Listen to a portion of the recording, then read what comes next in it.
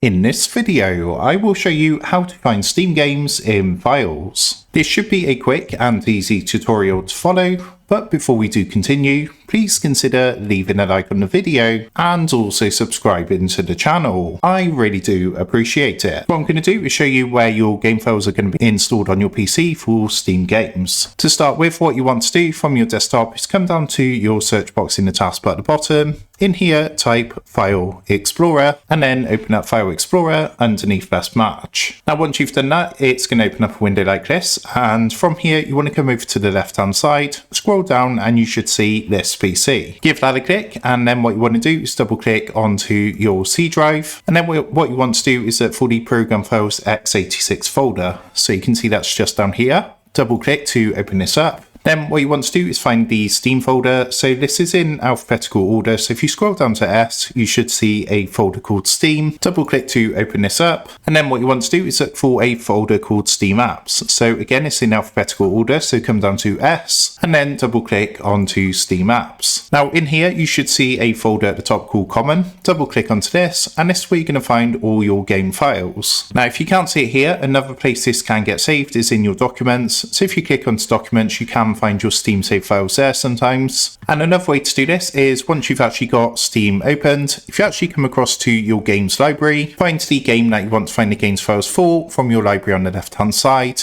And if you actually right click onto it, so let's take Total War Warhammer, and on this menu that comes up, you want to hover over Manage, and on this sub menu, what you want to do is click onto Browse Local Files, which again is going to bring up the game files for that particular game. So that's how to find Steam games in files. With that being said, I hope this quick tutorial did help you out today, and if this did help you out, I would really appreciate it if you was to consider dropping down below the video, leaving a like, and also subscribing to the channel. With that being said, I just want to take a minute to thank you guys for watching this quick tutorial, and I will see you in the next video.